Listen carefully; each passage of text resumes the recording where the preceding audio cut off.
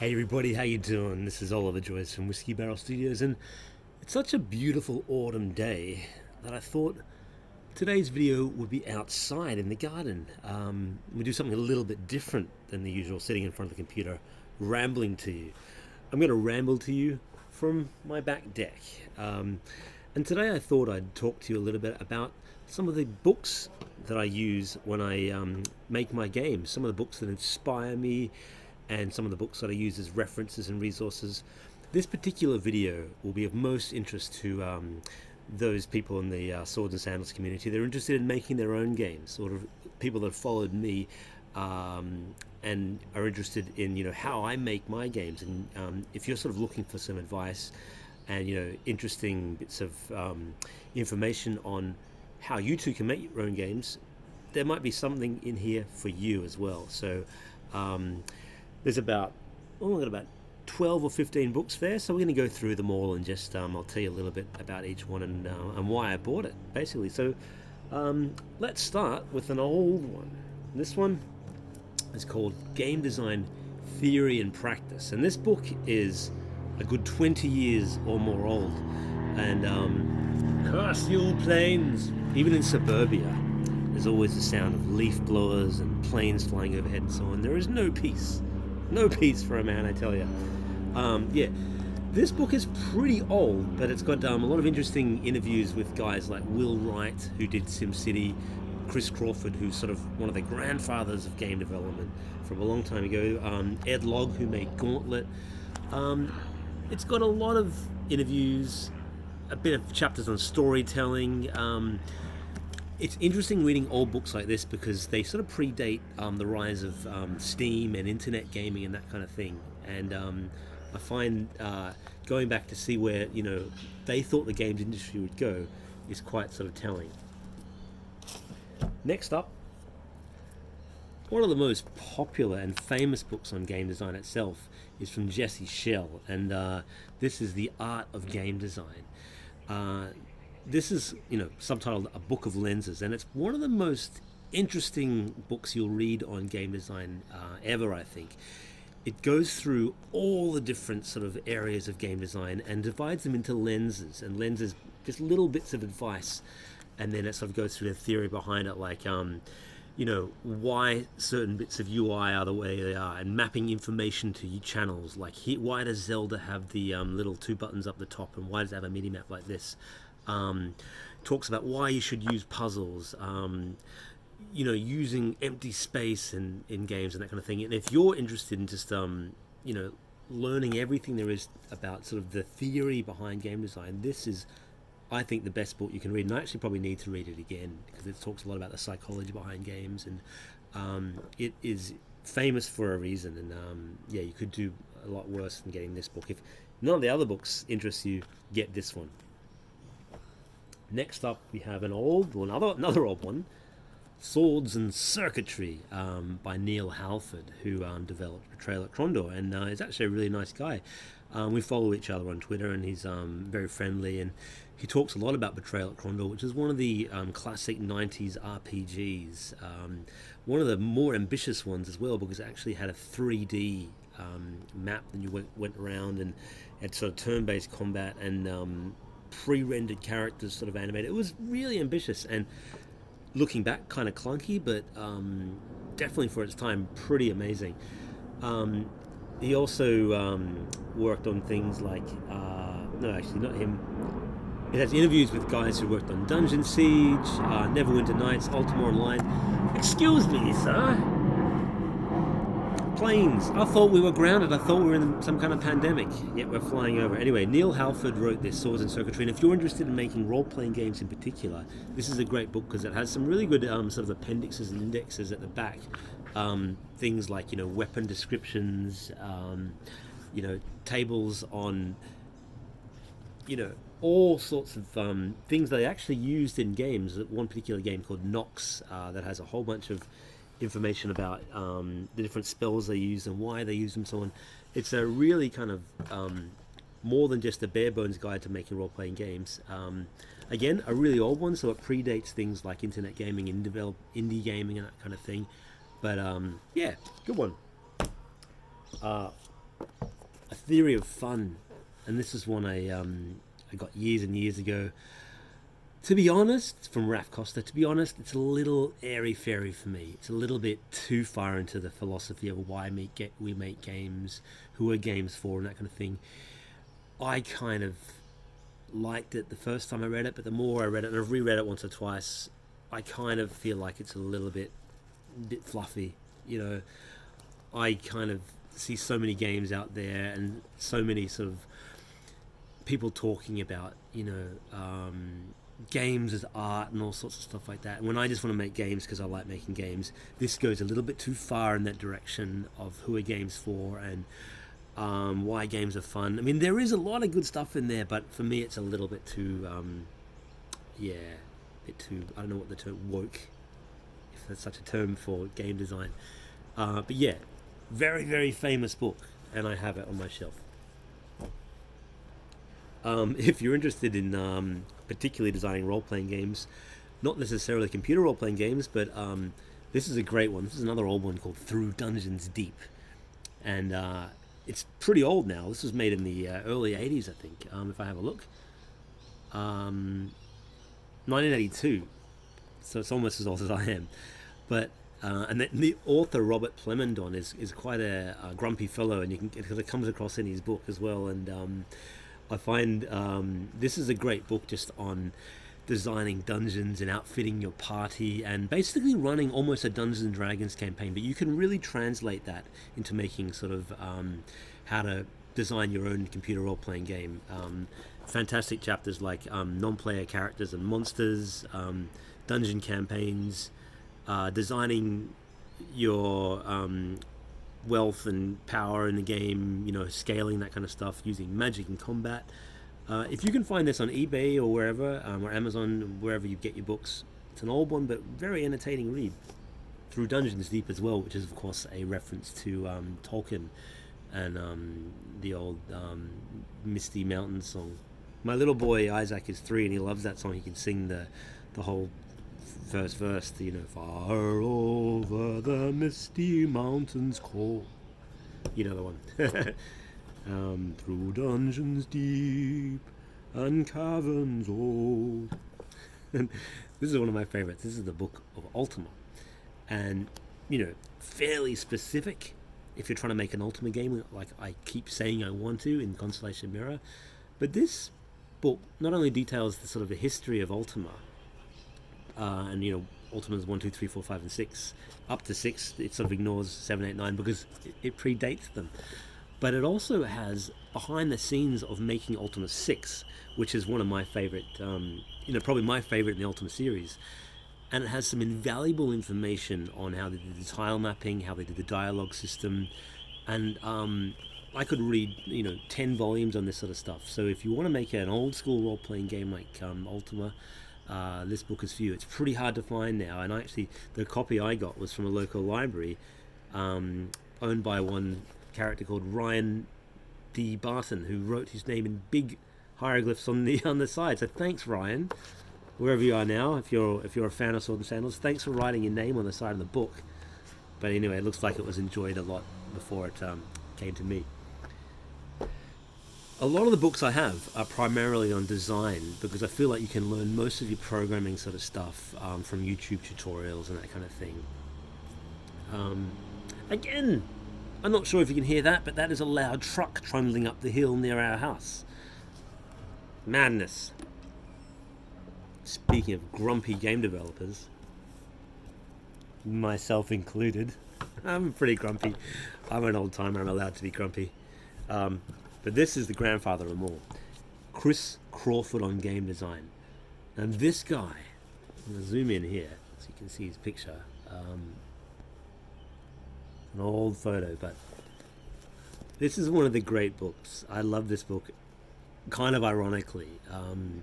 Chris Crawford, according to the back of the book, sold his first computer game in 1978, joined Atari in 1979, and wrote the first edition of The Art of Computer Game Design. So he was doing this long before anyone else. The best part about this book is how grumpy he is and how he hates so many different game mechanics and how many different things he doesn't like about the modern game industry, and even though that was written in the 80s, it's still probably as relevant as then as it is today. And how many failures he had. Every chapter in this book, he has a really interesting game mechanic, and he says that game failed because of this, because the publisher didn't do this, or because the public didn't get this mechanic. It's a fascinating read into what can go wrong in game development. And he was a very ambitious game designer, developer, but I don't know if he's done anything in the last many years. He's probably retired, long retired, but a really, really entertaining read, and well worth checking out if you're interested in that. More game design. These ones are good. These are the Kobold Guide to Game Design. These are more sort of aimed at traditional game design in terms of role-playing games, Dungeons and Dragons, pen and paper sort of stuff. But you can translate a lot of that to your own world if you're building computer role-playing games. And with the Swords and Sandals world, even though most of the games I've made have been sort of arena combat, in my head I'm always planning the big sort of role-playing games later. And so I sort of reread these every now and again, and it has all sorts of things like city adventures, or crafting a dastardly plot, or location as a fulcrum for superior design. Interesting. But you can really get a lot of good ideas from this one. And its companion piece, the Kobold Guide to World Building, which is all about how world building is important to your own game design, and how things like Middle Earth will build, and basically even things like how you should make a fantasy map. All rivers flow out to the sea, and don't put forests next to deserts and that kind of stuff. So it's a short book, only 100 pages, and it's not expensive, but it talks everything about designing city states and where you should put your monsters, and yeah, fantastic book. Level Up, the Guide to Great Video Game Design. This one is from a guy called Scott Rogers. Wiley's the publisher. And this was one recommended to me by my good friend John Stayskull of Lost Relic Games. This is of particular interest to those who are building platform games and games that have sort of arcade mechanics, because he goes into a ton of detail and and there's lots of cool little pictures and sketches in there. I got a lot of inspiration and a lot of great advice from this one when I was building Spartacus. This was really helpful. And, it didn't help Spartacus sell millions of copies, but it certainly helped make the game mechanically better. And so I really recommend this one. It's quite a recent book. It even talks about games like God of War and that kind of thing. So, it's more up to date than many other books I'm showing you. But if you're interested in definitely a much more practical approach to game design rather than the philosophical approach that a lot of those other games have. Getting there. 1, 2, 3, 4 more books to go. All right, this is probably the second book I got on game design, but I've lost the first one. I've shown you this in pictures on Twitter before, but this is the Usborne Write Your Own Adventure Programs book. Now, this is a timeless book. This is as old as the hills. Written in, let's have a look. Doesn't even say. 1983. So not quite as old as the Chris Crawford one, but this taught me the basics of programming computer games. And I was 5 or 6 when I got this book, and it was a revelation. It actually taught me to program in BASIC. You see there the language of BASIC. And this taught me the fundamentals of programming as a little kid. And I had a little Commodore 64. I would type in these programs too. And there was a little haunted house game built into it. It teaches you everything you need to know. And some of the stuff in this is still relevant today. All things about arrays and variables, putting the data into the computer. All this stuff hasn't really changed, which is kind of remarkable, You'd be hard-pressed to find this, but if you look hard, you can find a PDF file of it somewhere online. It's quite entertaining to read. Okay, a few more to go. I'm reading this at the moment. If you want to learn Godot, which I'm using to make Swords and Sandals 6, this is a rough little starter guide. Again, most of the stuff you find here you can get from YouTube tutorials. but I found it quite helpful to sort of, sit out here and just kind of browse through it and find what could be done in the engine before I dived in. And this book was enough to give me the confidence that Godot was probably going to be the engine I needed for Swords and Sandals 6. And Godot isn't perfect. It has a lot of flaws, as I'm discovering the more I get into the project. But so did Unity, and so did, of course, Air, which I made my old games in. So you can pick this up fairly, it's not cheap. None of the textbooks really are. It's probably, $40-50 easily for something like this. But if you want to learn games and you like reading, good book.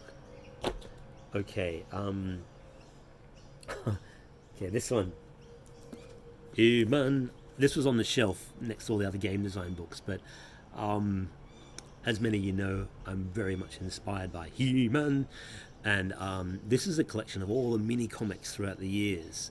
The He-Man figures, the Masters of the Universe figures, used to come with little mini comics in the back of them, and we would read them as kids and read. And each sort of comic featured the character that you just bought. So look at these beautiful pictures here, and there's just like over 1,200 pages of these cool comics, and I'm reading them with my boy Isaac at the moment, and they are awesome.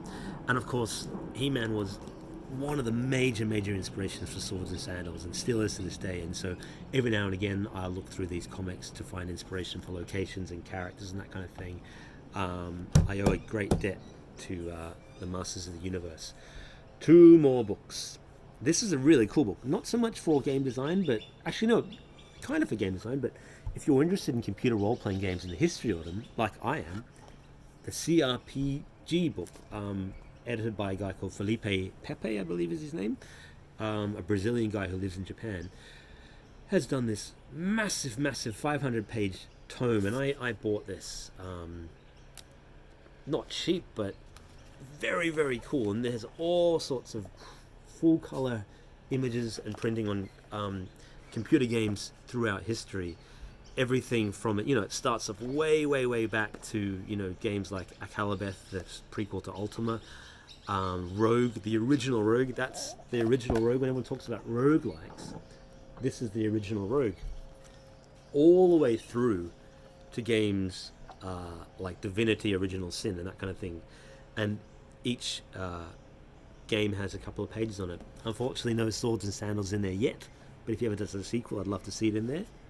And finally, one of my most inspirational books was written by the man himself, Richard Garriott, who I've talked about a lot on this channel, the creator of Ultima and the game designer who inspired me the most.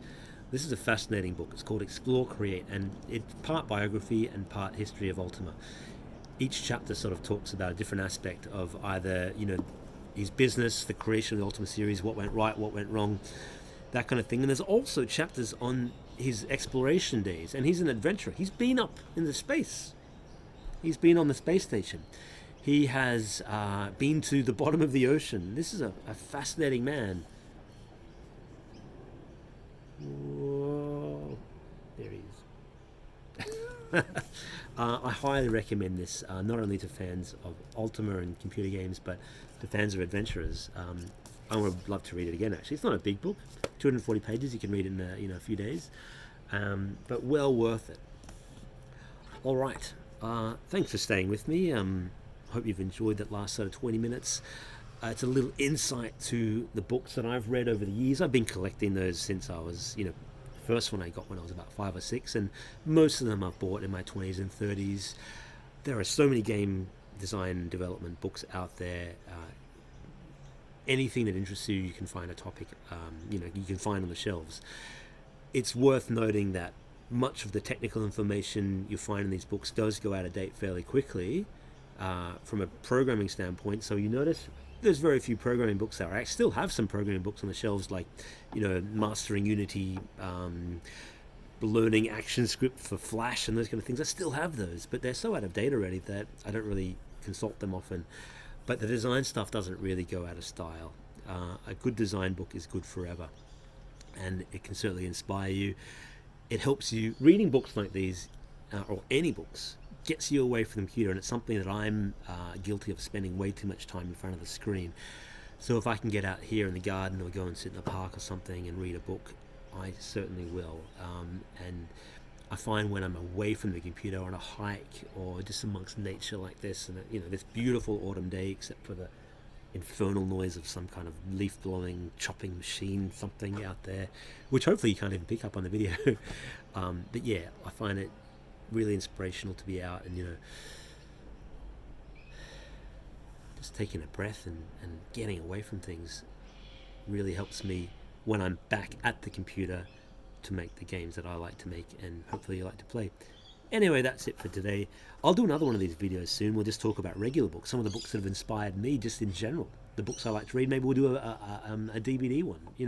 Let me know what you'd like to see, because at the moment with Swords and Sandals, there's only so much I can talk about.